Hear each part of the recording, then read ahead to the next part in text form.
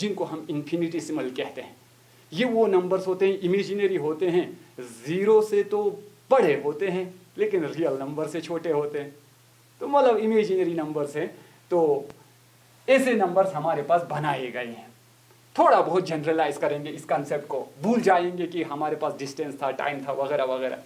हम general value उठाएंगे, y is equal to x square. Generalization के लिए एक फंक्शन है y is equal to x square, लेकिन ये डेरिवेटिव, ये इंस्टेंटेनियस रेट ऑफ चेंज का कंसेप्ट देने के लिए हमारे पास एक चीज़ बहुत ज़रूरी होता है, और वो चीज़ क्या है कि आपका जो यहाँ पर y और x जो है, ये यानी दो वेरिएबल जो है, ये आपस में रिलेटेड होना चाहिए। रिलेटेड का मतलब x का कोई वैल्यू देने पर y क्या बन रहा है ये आपको पता होना चाहिए। जब तक ये रिलेशन वहाँ पर नहीं होगा तब तक आप उस पर डेरिवेटिव अप्लाई नहीं कर सकते हैं, आप उसका इंस्टेंटेनियस रेट ऑफ चेंज मालूम नहीं कर सकते हैं।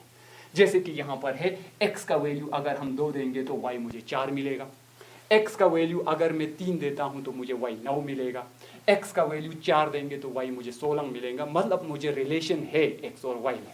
सिमिलरली हम डिस्टेंस और टाइम का रिलेशन की बात कर रहे हैं। मान लीजिए एक फ्री फॉलिंग बॉडी है आपका, आप इसको छोड़ते हैं फ्री फॉल में, तो आपका डिस्टेंस और टाइम का जो रिलेशन आता है वो आता है d is equal to 1/2 of gt square. Physics वाले बच्चे बहुत अच्छी तरह से जानते होंगे इसको। तो ये रिलेशन है हमारे पास। अब हम इस पर ये जो यहाँ पर हमने स्टेप 3 बताया था वो अप्लाई करने की कोशिश करेंगे। स्टेप फर्स्ट क्या कहता था, अपनी मर्जी से दूसरा पॉइंट चुनो लेकिन क्लोज होना चाहिए, तो वो हमने चुना x plus delta x. Delta x मतलब हल्का सा चेंज किया, बहुत छोटा सा चेंज, बिल्कुल छोटा सा, जितना आप छोटा कर सकते हैं। Delta x, x plus delta x. Step second कहता था एवरेज निकालिए इसका, delta y divided by delta x. वो हमने वैल्यू दिया यहाँ पर, तो डेल्टा एक्स का वैल्यू हो गया x प्लस डेल्टा एक्स का whole square minus x square divided by delta x. a plus B का होल स्क्वायर से जब हमने इसको एक्सपेंड किया तो हमें निकलता है डेल्टा एक्स का square plus 2x delta x divided by delta x. अब यहाँ पर तीसरा स्टेप का जादू काम करेगा। तीसरे स्टेप में कुछ ट्रिकी होता था, वो जादू यहाँ पर काम करेगा। तीसरा स्टेप कहता था पहला कि आपका डेल्टा एक्स जो है वो 0 नहीं है, और अगर ये डेल्टा एक्स 0 नहीं है तो आप यहाँ से डेल्टा एक्स से डिवाइड कर सकते हैं, इसको ख़त्म कर सकते हैं। अगर ये 0 होता तो वहीं पर हमारा काम तमाम, कुछ भी नहीं कर सकते थे, नॉट डिफाइंड लिख के बैठना था। लेकिन आपने अपने स्टेप में लिखा है delta x is not equal to 0, तो नॉट इक्वल टू 0 होगा तो मैं यहाँ इसे डिवाइड कर सकता हूँ। डिवाइड करने पर मुझे बचता है delta y by delta x is equal to delta x plus 2x। अब यहाँ पर दूसरा जादू काम करेगा। दूसरा क्या कहता है, डेल्टा एक्स तकरीबन 0 है, 0 के बिल्कुल नज़दीक है, तो वहाँ से क्या हो गया, delta y by delta x is equal to 2x, because delta x तो बहुत छोटा है, नेग्लिजिबल है, निकाल सकते हैं। तो इस डेल्टा एक्स को हमने निकाल दे दिया, वहाँ पर क्या बचा, 2x बचा। वही तो निकालने की कोशिश कर रहे थे कि x के किसी पर्टिकुलर वैल्यू के लिए एवरेज रेट ऑफ चेंज वहाँ पर क्या होगा।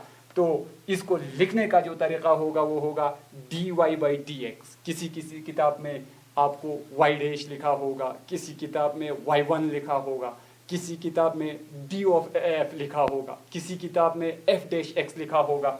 अमूमन किताबों में dy बटा dx लिखा होता है, तो ये डिनोशन है इसके dy बटा dx। और हम इसको लिखेंगे limit delta x tends to 0 delta y by delta x is equal to 2x।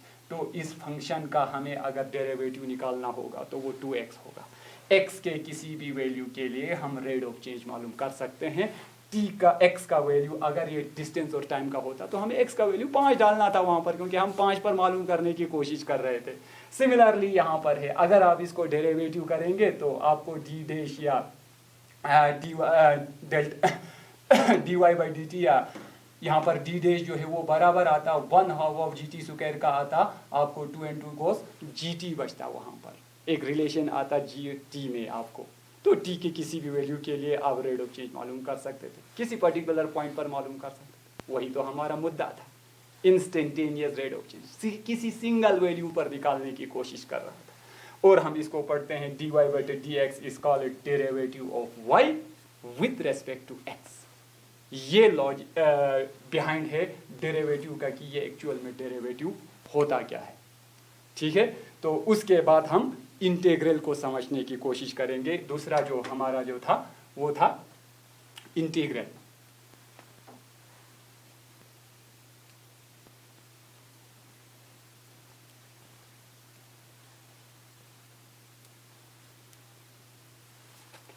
तो इंटीग्रल, दूसरा जो कैलकुलस का जो पार्ट जो था वो था इंटीग्रल। डेरिवेटिव हमने समझा।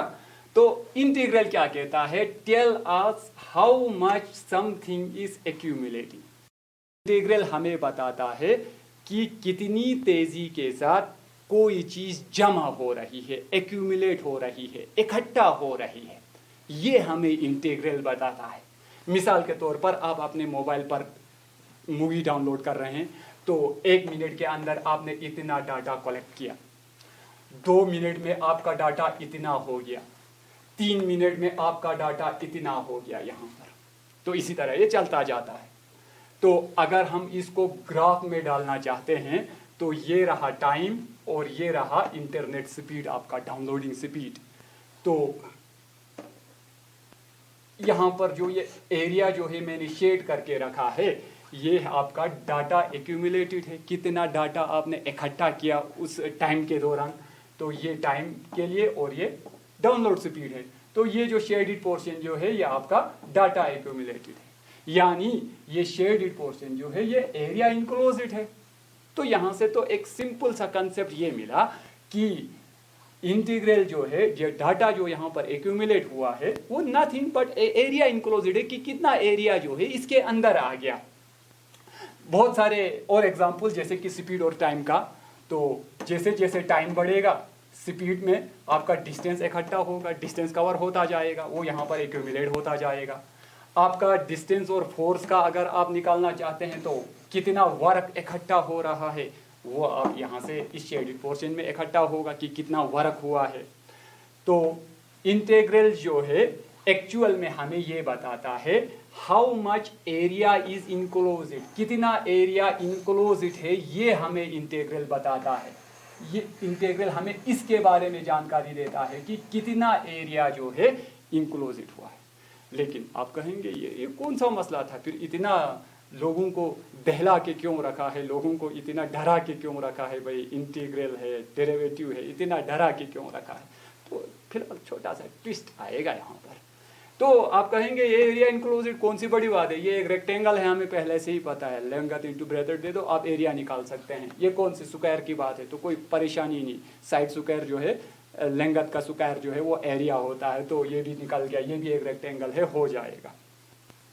तो इसमें क्या परेशानी है?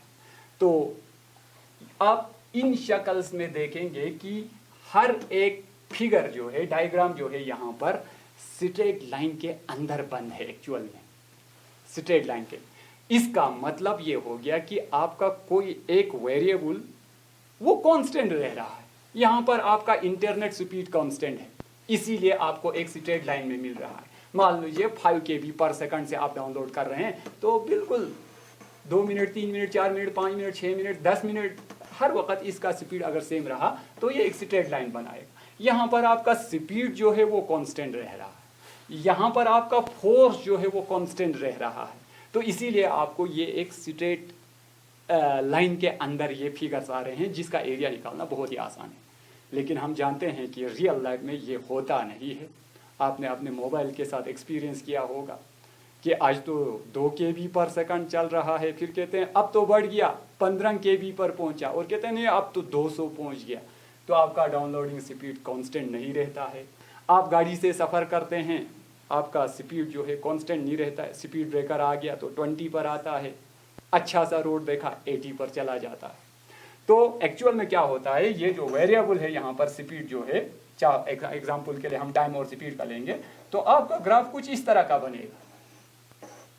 यहाँ पर तो एक स्ट्रेट लाइन की तरह चल रहा था बिकॉज वो कांस्टेंट रह रहा था, लेकिन अगर कांस्टेंट नहीं है तो कुछ टेढ़े मेढ़े बनेंगे, कर्व बनेंगे।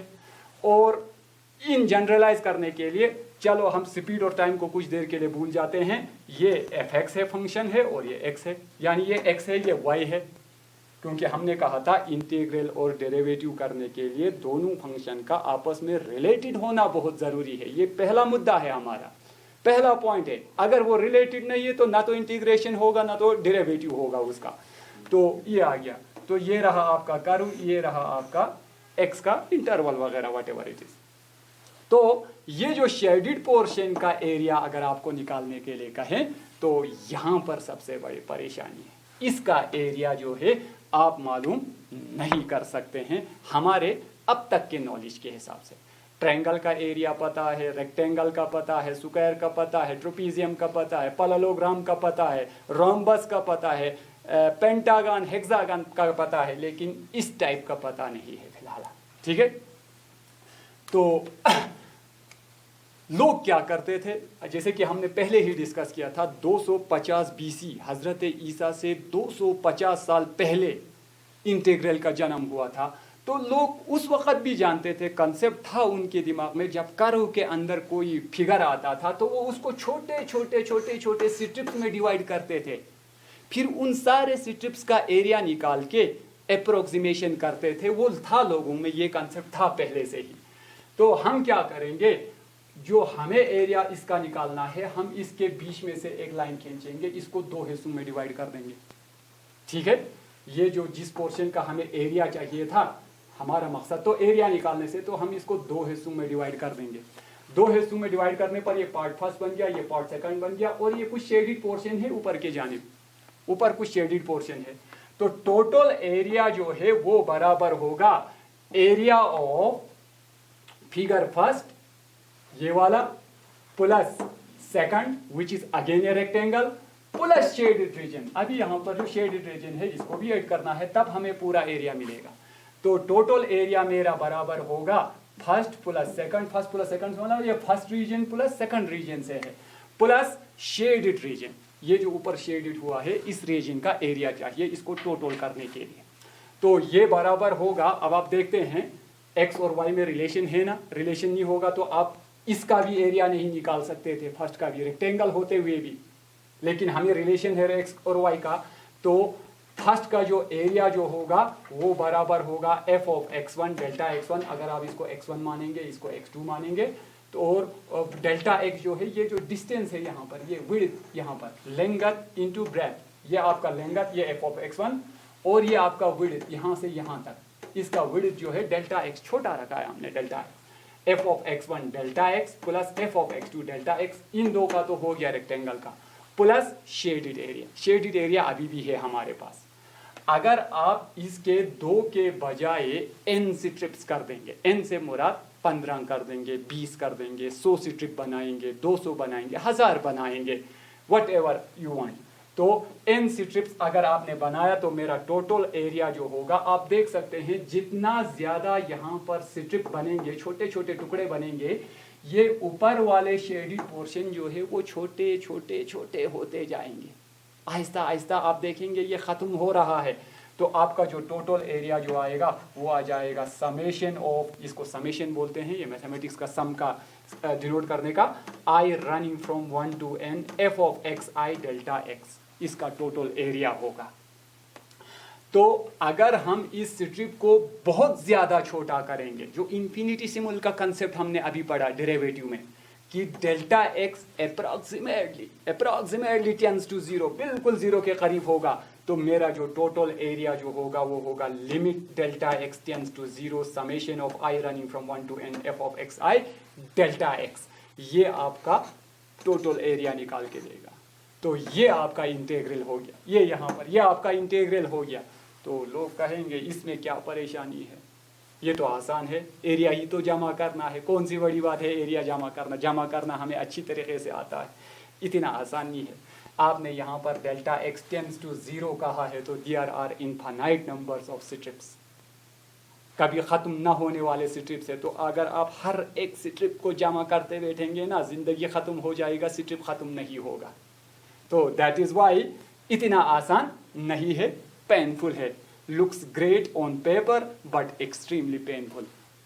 पेपर पर अच्छा लगता है, भाई इंटीग्रल आ गया, ये देखिए एरिया आ गया, लेकिन एक्सट्रीमली पेनफुल। लेकिन 17वीं सदी में मैंने कहा था ना, पहले कहा था उसमें, जब मैंने कैलकुलस डिस्कस किया था आपके साथ, कि कुछ 17वीं सदी के करीब कुछ ऐसा वाक़ा हो गया, कुछ ऐसा मंजर हमारे सामने आ गया कि बिल्कुल इसने फिजिक्स और मैथमेटिक्स को बिल्कुल चेंज कर दिया। ये यहाँ पर हो गया था। वो क्या था? 17वीं century we find a shortcut, वहाँ पर हमें एक शॉर्टकट मिला 17वीं सदी में लिबनीज के द्वारा। This shortcut become concept of integral. ये जो शॉर्टकट जो था वो इंटीग्रल का कंसेप्ट बना बाद में।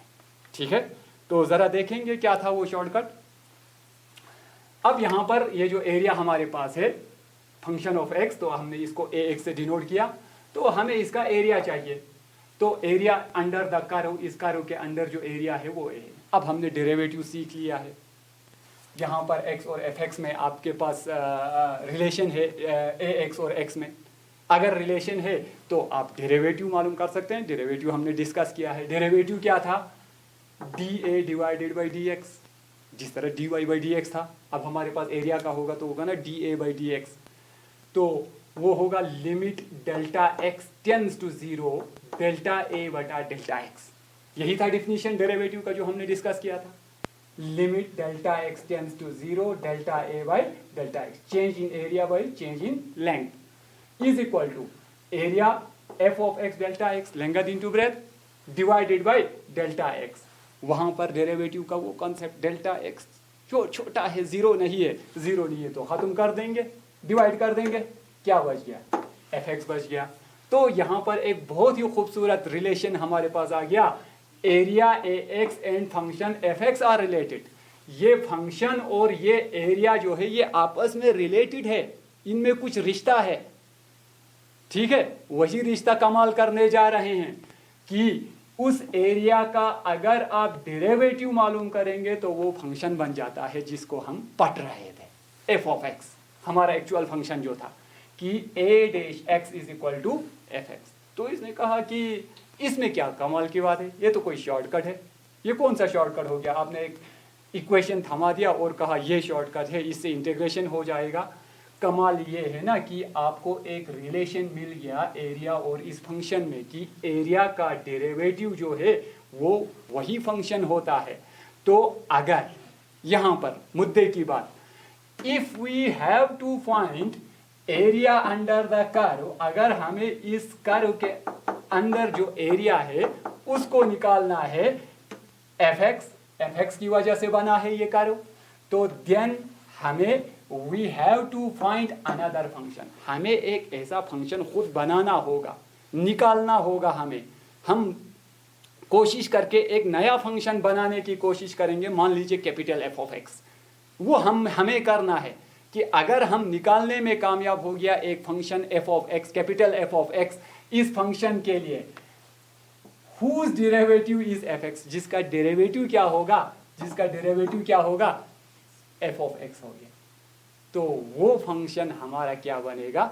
इंटीग्रल बनेगा। जो कैपिटल f ऑफ x आपने निकाला वो क्या बनेगा? इंटीग्रल बनेगा। Thus finding a function which when differentiated, एक ऐसा फंक्शन निकालना जिसको जब हम डिफरेंशिएट करेंगे yields another function, दूसरा फंक्शन निकाल के देता है, इज कॉल्ड इंटीग्रेशन। उसी को तो इंटीग्रेशन कहते हैं। यही तो हमें समझना था कि भाई ये इंटीग्रेशन होता क्या है एक्चुअल में, निकला कहाँ से, ये आया कहाँ से, क्या कंसेप्ट है। इतने सब्स्टिट्यूशन मेथड्स इस्तेमाल करते हैं, सब्स्टिट्यूशन रूल से करते हैं, पार्शियल फ्रैक्शंस करते हैं और आइडेंटिटीज़ का इस्तेमाल करते हैं। वो सब तो मेथड्स ऑफ इंटीग्रेशन है। एक्चुअल में मुद्दा ये है कि इंटीग्रेशन होता क्या है एक्चुअल में। तो integration is nothing to find the area enclosed under a curve, यही होता है एक्चुअल में इंटीग्रेशन। एग्जाम्पल के लिए मिसाल के तौर पर एक फंक्शन दिया है